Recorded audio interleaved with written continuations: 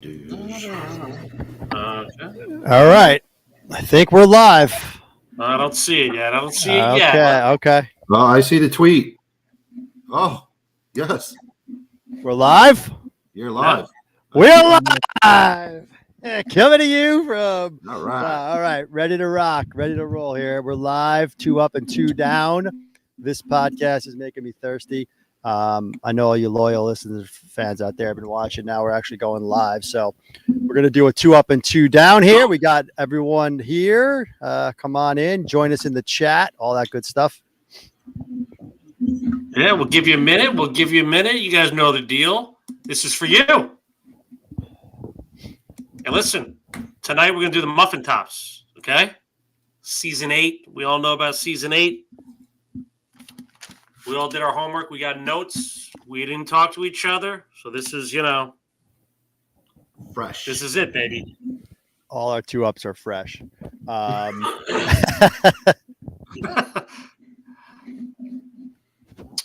right, people are piling in here. Anybody in the YouTube yet?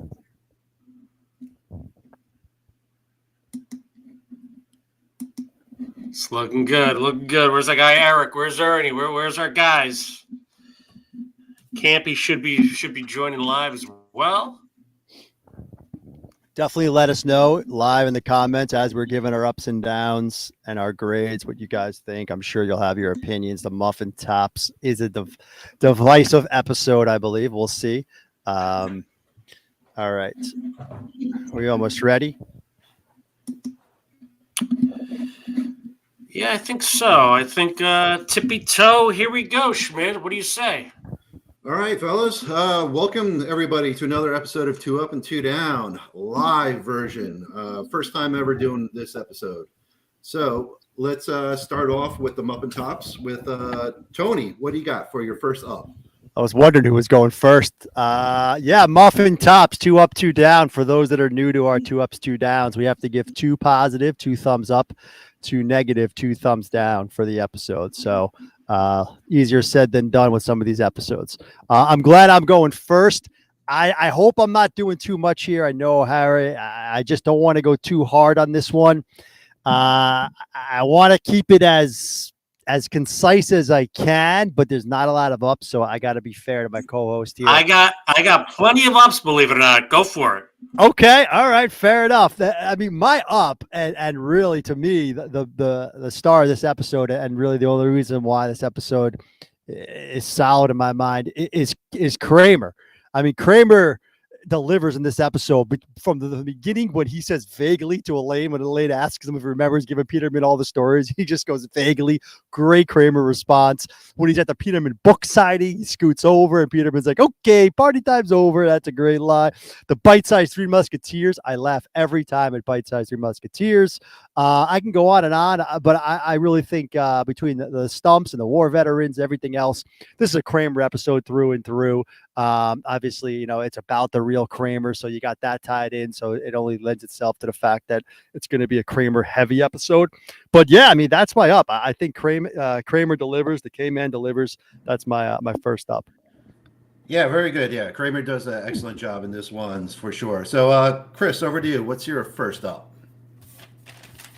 It's so interesting, the consistency of my partner here. He begs for more Kramer on early season 4, season 3s, and then praises him on these season 8s, which are just as cartoonish as it gets. But, listen, Tony told you, you know the deal.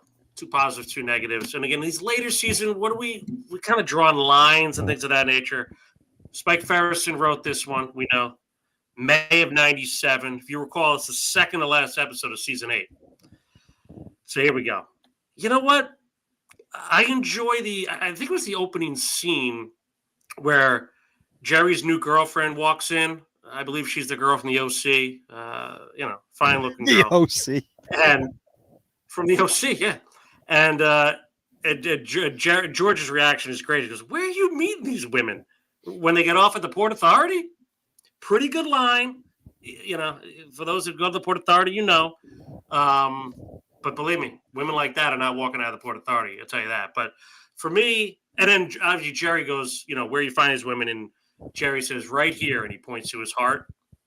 Solid, solid conversation there. So a good job by Ferriston opening up this episode. All right, there you go. Yeah, shout out to Melinda Clark, who played Alex, Jerry's girlfriend there. So, all right, good up there. Tony, back to you. What do you got for your second up? Yeah, O'Hara's giving Spike Ferriston as many props as he can after the last 2 up and 2 down. He's throwing him every bone he can right now.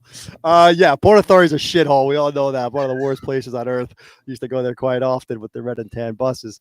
Yeah, and O'Hara's throwing ups, a kinder, gentler Chris O'Hara here with these 2 ups. I can't wait to hear this grade.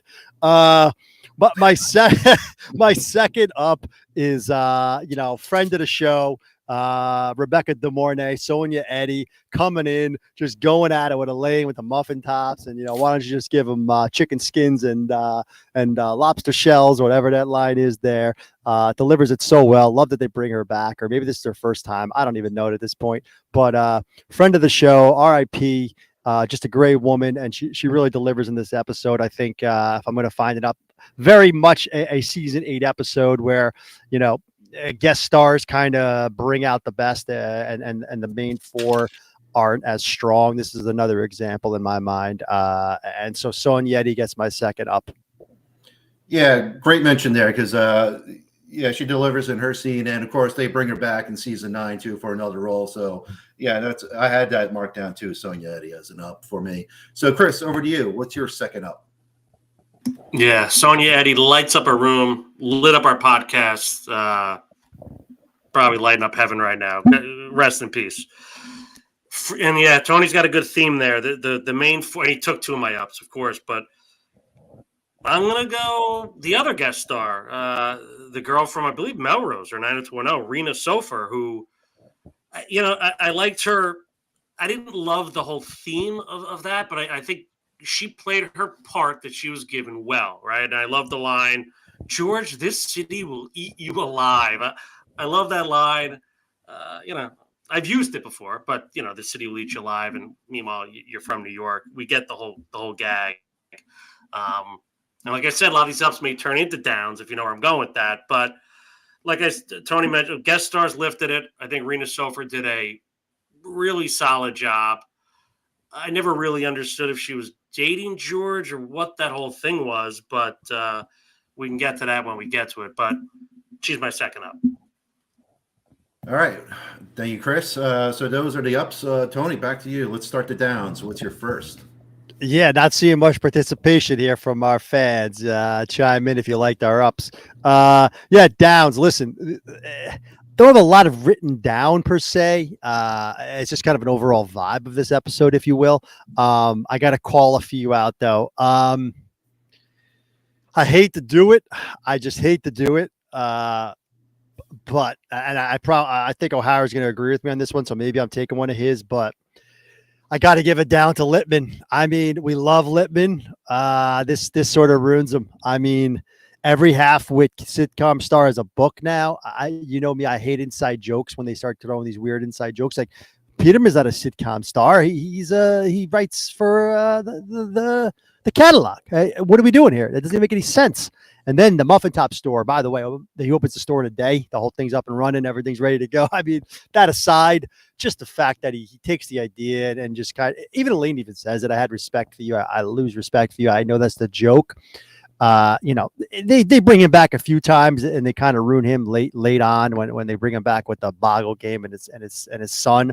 This is one of those why we bring it. It's late seasons. They bring these people back and they try and like bump up the show with them and give them something to do. It doesn't work. Littman belongs where he belongs at Pendant Publishing. Mike Lupica, it's come to my attention. You've had sex with a clean woman. I mean, this is Littman, right? Muffin Top store, not Littman. That's my down. No, yeah, I definitely agree with you on that one. Seeing Littman in the store and all that. So yeah, this didn't work. So Chris, over to you. What's your first down? Spot on. I mean that is great analysis right there. I mean, Pundit Publishing. It's terrible. Even that was bad. I mean, I never got the top of them, and to your point. Like a lot of things could have ended in season 5. Littman was one of them. For me, I'm gonna go the whole Jerry shaving his hair bit, and then like his girlfriend likes the bald dog. I mean, I don't know. I didn't find any of that funny. You know, Melinda Clark, you mentioned, beautiful woman, the whole thing, but and then running off the bus. And I get it, like it was the parody of the Wolf parody, but it's just not funny. It's a little too much. Uh, Jerry shaving his chest. I don't know. And then going on the reality tour bus with the girlfriend. It's just a lot going on, and then him running off, and then the whole thing. And then obviously, the one thing I did like about that, you mentioned Kramer, was when Kramer yelled, "Jerry shaves his chest," and he starts laughing. Maybe that was a way to pull some humor out of this, and it lifted Kramer up. But for me, it was just kind of a dead end story, Jerry in general. So he's my first down. All right, yeah, good points there. Tony, back to you. What do you have for your second down? Yeah, couldn't agree more. The whole chest shaving thing I wrote down as a big down. My next down, O'Hara touched on, the woman. By the way, O'Hara's called OC Melrose Place. Put that aside. The woman was all right. I didn't like George in this though. It was a subpar George. Wearing the guy's clothes. Finding the job. I'll show her. Stay at a hotel. It was a weak George storyline. I mean, we all know George loves to lie, but this was a little bit. I don't know. I didn't love it. He wasn't himself, and he wasn't even his season 8, season 9 self. This was just like a weird George who was just like doing something I wouldn't expect George to do. There was really no highlights for him, no funniness. Even bringing Steinbrenner in wasn't funny. Walking down the street, everyone's bumping into him. It never caught on with me. This episode just felt very disjointed, and that was one of them. None of the stories really attached at all. And so they just, it was kind of like they just put together some stories they had and made this episode. And the Jerry's one was bad. Like Chris said, the George one was bad as well. Second down. Yeah, I see where you're going with that. And I didn't like the Steinbrenner stuff in this one. Didn't land with me either. So, Chris, over to you. What's your second down? It's funny. Maybe I was in a nice, good mood when I rewatched this, or a nostalgic, big Stein mood, because I didn't mind the Steinbrenner stuff. I kind of enjoyed it. But yeah, I did write George acting as a tourist was bad.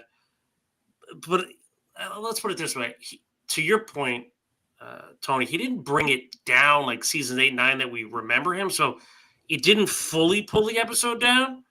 So I'll save that for a minute, but I got a couple here. I mean, Elaine was terrible. Top of the Muffin to you, like that.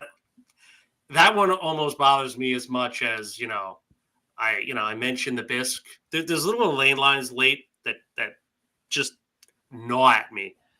So you know what? I'll just take that. I'll save the other stuff for my grade. But the Top of the Muffin to you. Big down, because the whole Muffin Top. See, when I rewatched it, I thought there was more of the Muffin Top stuff. On rewatching it was less than I remember, which was good, believe it or not. But what a miss. All right, well, there you have it. Those are 2 ups and 2 downs. Thank you, guys. So we're going to go with the grades now and your final thoughts here. So, Tony, over to you. What do you got for a grade? Yeah, I'm glad to hear him say maybe he was in a good mood, because I'm interested in the grade here. I mean, I thought he was going to bury this episode. Maybe he's going light after his last burial of Spike Ferriston. But, I mean, listen, I'm not giving this an F. I'll throw that out there right now. It ain't that bad. To me, and I already talked about it with my up, this is... Kramer carries this entire episode for me. I mean, O'Hara mentioned at the top that, I especially late seasons, because as Chris always says, Kramer is the consistent one. Kramer's already a little bit kooky, a little bit cartoonish, so you can kind of play along with him in these later seasons. And this is, as Jerry says, I didn't think you could recreate what it's like to know this guy, but he's really doing a good, this is doing a pretty good job. He throws out the line earlier on. The last this guy's qualified to give a tour of its reality. I mean, this is Kramer, right? So it's based off the real Kramer. I thought Kramer delivered this whole episode. He carried the whole thing, to be honest. I mean, O'Hara gave Jerry a down. I gave George a down. We didn't really talk about it. Elaine's muffin thing wasn't good. All in all, I got 2 grades written down. As I'm talking myself into this, it's a tough episode to get through. I know the base is always, will you turn it off? I probably will turn this off. I mean, I love pizza pound cake. I get a laugh at pizza pound cake. But other than that, I don't think I'm making it to Jerry scratching his chest most days. Muffin Top's a D, solid D, just straight up D. All right. Well, thank you, Tony. Chris, over to you. What do you got for your grades and final thoughts here? That's a fine grade. And all you knuckleheads out there that say I only give F's and A's, not the case. And you're right. I thought I was going to bury this myself, but Ferris City redeemed himself a little bit with some nice writing, some nice guest stars. Kramer did listen. D's still bad. Kramer did carry this. I'll give you that. But the reality tour stuff that never sat well with me either.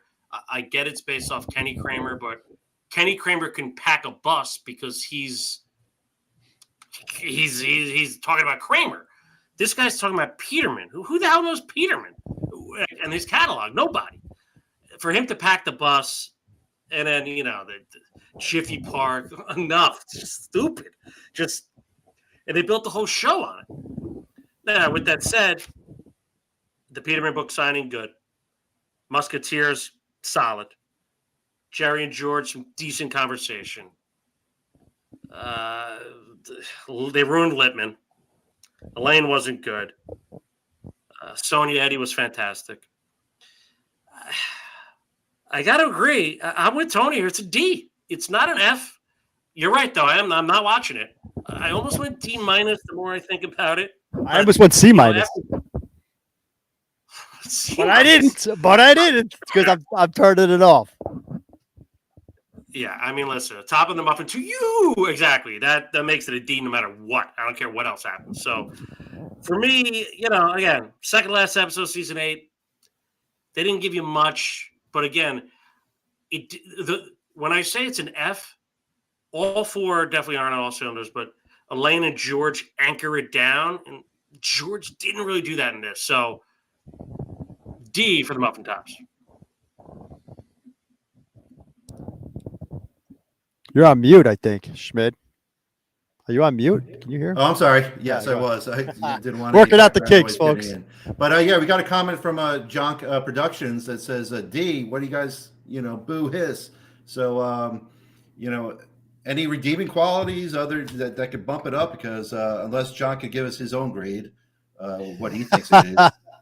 Listen, you're not bumping this any higher. Like I said, I thought about a C-, because for season 8, it's not terrible, but it couldn't go that high in my opinion. There's just not enough here. You're not getting me up that high. I mean, it's O'Hara touching every point right there.